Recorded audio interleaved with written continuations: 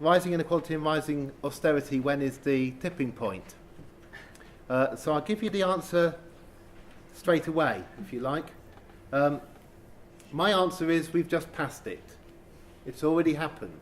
We've hit a particular point and things are going to start getting better. A year before the London riots, I went down to London for 3 days and interviewed people. The leadership of the SWP, various other people, about were there any plans for riots, because I felt sure there were going to be riots.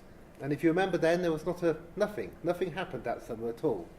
There was nothing, and then a year later we get riots and things are bad. And the concern is whether we get them again. And much more than that. How many people lose their jobs, how many people have no future, no housing, no education, and so on. Tipping points. Different countries have different tipping points. There are different points at which things have got better and worse in the past. For me, the key tipping points for the United Kingdom are around about 1912. 1912 was the year of the kind of worst excesses of evil, in some senses, in my way of thinking. It's when Karl Pearson wrote his paper about eugenics, claiming that babies died because they were not fit to live. It's when the Titanic sank, and you got that passenger list showing you people's chances of dying, depending on where they were. And it was a year in which the richest 1% of the 1% got 400 times average income. The highest inequality we'd ever had recorded was 1912. Things tipped in 1912, and after 1912, the country became progressively more equal almost every year. You can look at the income stats on the top 0.01%, the top 0.1%, the top 1%, and you can see that most years equality grew from then onwards. The First World War was a big spur to it. The firstborn sons of the aristocracy were often killed.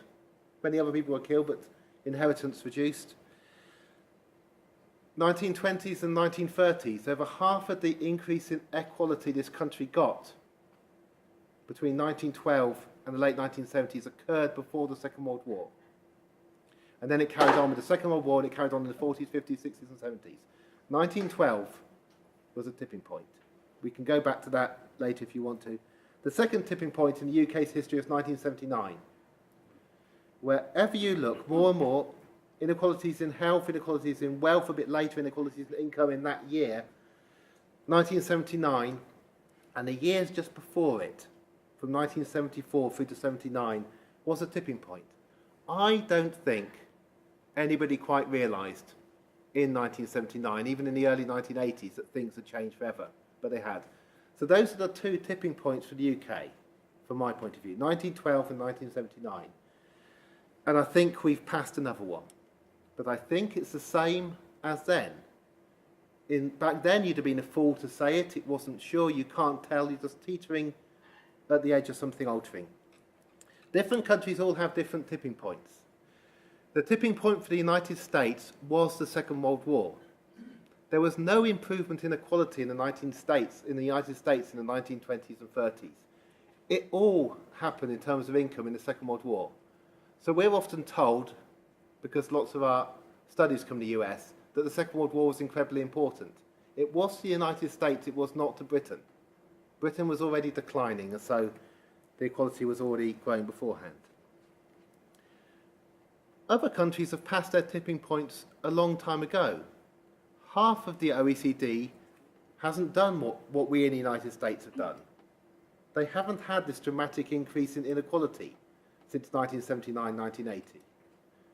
The richest 1% in Switzerland and the Netherlands have never had a lower income than they have now. In France, they've kept the income of the rich relatively low, and they're about to tax them at 75%. You can go around the world and there are different trends, different tipping points, different stages. One thing that makes me think that something is happening now, and again this is looking at the income statistics in particular, is if you look just below the top 1%, and you look at what I want people to start thinking about as the 9%. So it's the rest of the 10%. It'll include quite a few people here. there's unlikely, looking at your clothes, unlikely to be any members of the 1% here, but if you're a well-paid general practitioner and your partner's a general practitioner and you sneaked in the room, you are a member of the 1%. But quite a few people here, particularly in my age and older, may well be in the 9%.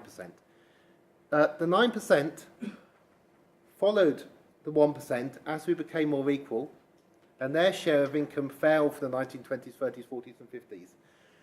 And then from 1979 onwards, the 1% get much, much more, get richer and richer and richer. But the 9% followed them, going from about 2.5 times average income to about 3 times average income.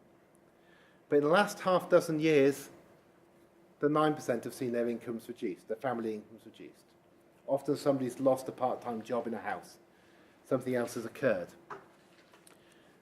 So if you're trying to keep the current situation going, and you believe in inequality, you think it's okay to have these gaps in British society, you're losing that group, the economic support of the group just below the top 1%. I think when people talk about the squeezed middle, they're actually talking about the 9% very often, and not about people anywhere near the middle of the income distribution. There are many other reasons or things that hint to me that things are changing. Oswald Folks, who was a banker in the 1930s, said about Keynes that all Keynes had really done was to codify the moral feelings of an age in the 1930s. If you look at the 1920s and the 30s, and they're interesting from our point of view because that's the last time we had life expectancy gaps as bad as we are. The last time we had a recession as bad and as deep as this one. The last time we had a recession where more people were coming into the country than going out because the rest of the world was in recession. If you look back at the 1920s and 1930s, what you see, or what you can see, or at least what I see, is a change of attitudes from at the beginning of it, really nasty attitudes of complete superiority from the top. If you take William Beveridge, who was a particularly nasty eugenicist in his youth, was writing about how the upper classes had to have 4 babies for the survival of the race, and not the working class. He changed his attitudes throughout those 2 decades, along with other members of his social class, so that they could become architects of a welfare state and other things by the end. Trade unions mattered, communists mattered, revolutionaries mattered, suffragettes mattered, a lot of other things mattered.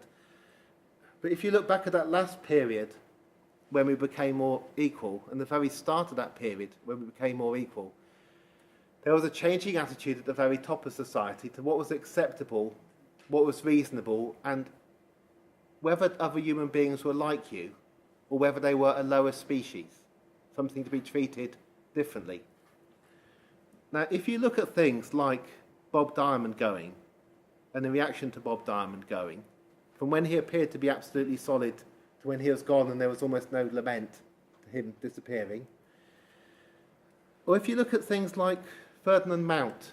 Ferdinand Mount's, I think, very interesting. He's the cousin of David Cameron's mother.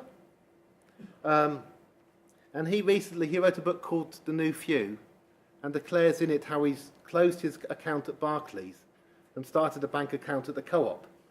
Now, when David Cameron's mother's cousin starts as a protest, I think he wants to sell more books, but does that, you're beginning to get something new. And a really interesting thing for me, or you may think I'm having my cake and eat it with this one, it's when people don't notice that this really is new, because the whole debate is moving towards a form of disgust with greed, where you're no longer impressed that somebody's made a lot of money and claims to be a wealth creator who will hence create lots of jobs, because that bubble's been pricked.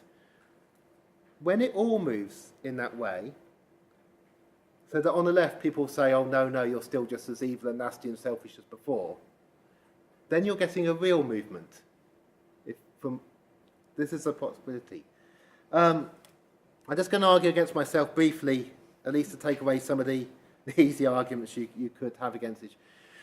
You could say, but look at the current government, look at the coalition, look at the fact they want to do an extra 10 billion of welfare cuts on top of the 80 already programmed, most of which haven't happened in the system. Look at the fact they're going to introduce an exam which is going to, well, people aren't even going to sit it again, like when I was a child and we did O-levels and CSEs. You could look at the British Social Attitude Survey that came out this week that showed that people are getting more hard-nosed and more callous and say people do not deserve welfare. That more hard-nosed and callous happened again as well in the 1920s or 30s.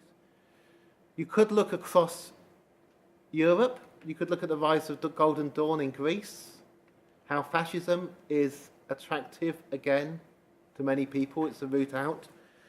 You could look at Mitt Romney, saying that half the people in the United States don't pay tax. These people don't deserve to live.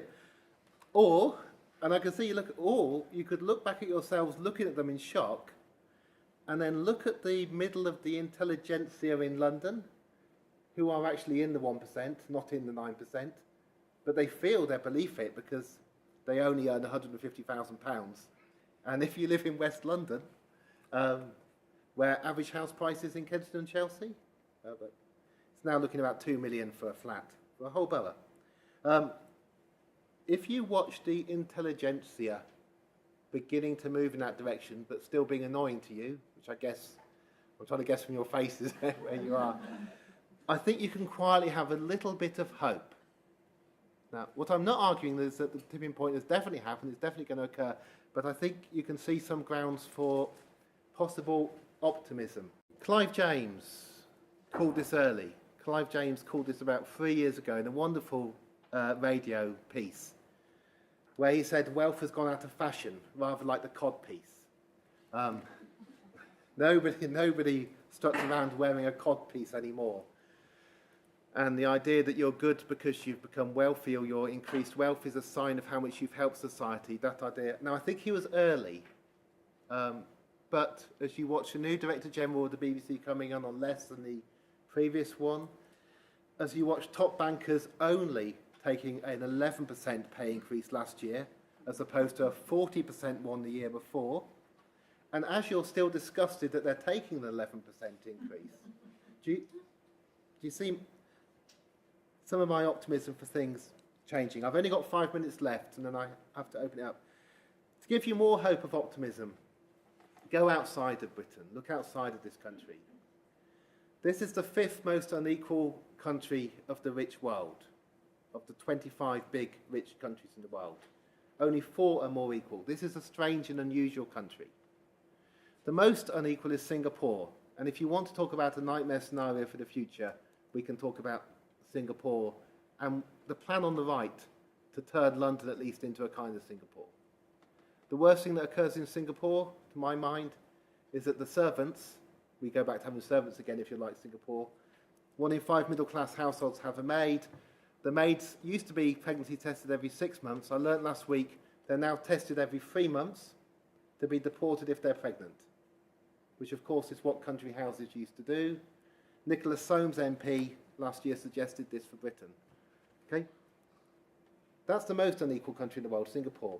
The second most is the United States. It is becoming more equal, slightly, out of necessity. But that is currently occurring. Not necessarily planned by Obama, but occurring. It's increasing its public spending. Its public spending is going to be bigger than ours as a percentage of its GDP by 2015. The US and the UK are crossing over. Tea Party people come here to look for advice.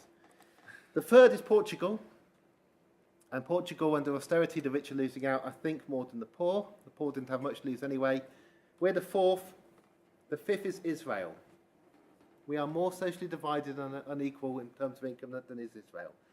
But if you look at the other 20 countries, you can see a different model of how you can be. They haven't all gone the same way.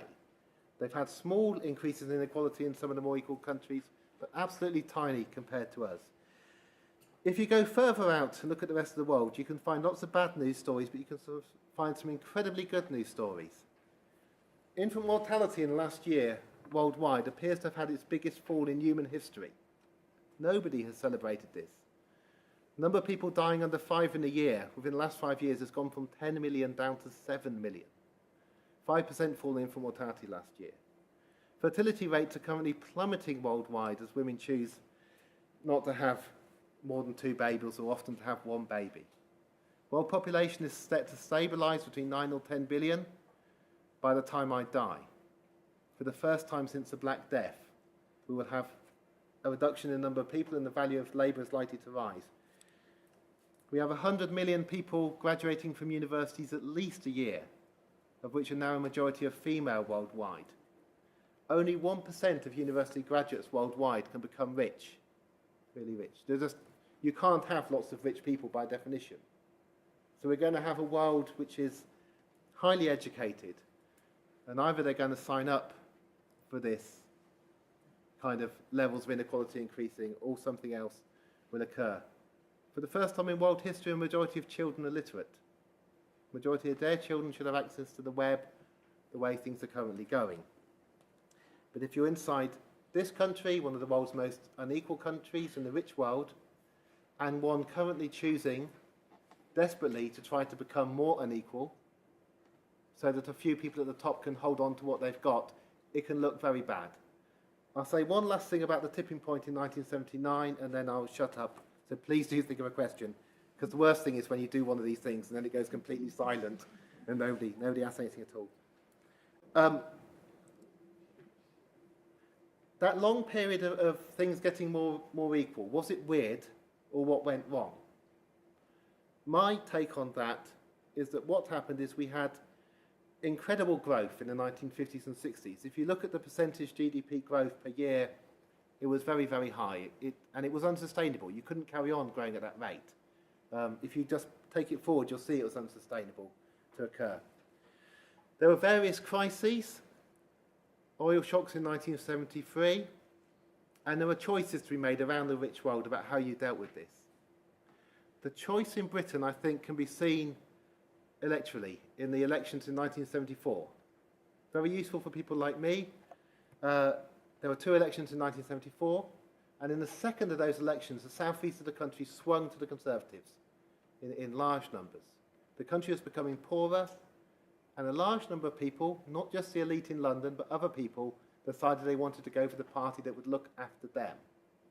In 1975, the Conservative Party itself appointed its first woman leader and its first leader from a very different social background. By 1979, enough of the electorate had moved so that party came into power. And what they did is protect the self-interest of a group of people who were going to have to become poorer as the country as a whole became poorer from being the most powerful country in the world 40 years earlier. What's happening now is a desperate attempt from a few people at the top who have a lot of money to try to keep up their position. When bankers and FTSE chief executives argue for a 40% pay increase or 11% pay increase, they're actually not really arguing for that, because that's just in pounds. The pound's dropped by a quarter. They have property outside of this country.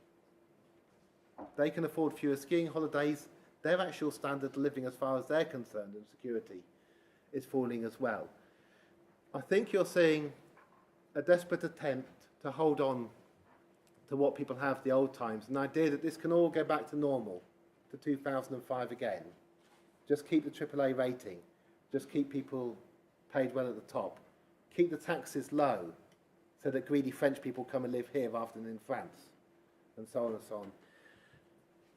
And as the experiment doesn't work, as the wealth creators don't create huge numbers of jobs that people want to do, as you find that when you charge young people £9,000 a year to go to university, 57,000 of them decide they don't want to go, and then shock horror, they don't want to go the next year because they're not going to get a job out of this. As the number of people in B&B rises, as the number of middle-class people who feel insecure about their jobs increases, as you begin to lose control on the mortgage interest rate, which you cannot keep at these low rates forever, if you've got to defend sterling, as things begin to get worse in the way they're already getting worse, and as the majority of the cuts still have to occur, either the 99% of people who are now losing out are utterly stupid, or they won't go along with it any further. That's why I say I think the tipping point has already happened. It's happened economically. But if you go back to, say, 1912, you didn't have a sudden political revolution. You didn't have a new party that immediately got into power. The Labour Party only properly got into power in 1945. But long before they got into power, things were already beginning to improve and to change. I can see signs out there that there is now a kind of disgust with greed rather than an envy of the rich, that it is increasing, that there's a realisation that there really isn't enough to go around and you can't allow a few people to keep on taking so much. I don't think things will improve unless people are angry and carry on being angry, but I do think that if you feel it's hopeless and just a small number of people are going to carry on doing well and most people will do badly, and if you can't get yourself into that small group, you might as well emigrate, but where do you go? I think that kind of attitude will not get towards what it might be possible to get towards. And the aberration may have been 1979 to 2008 and not 1912 to 1979. That's half an hour. Thank you very much for listening to me.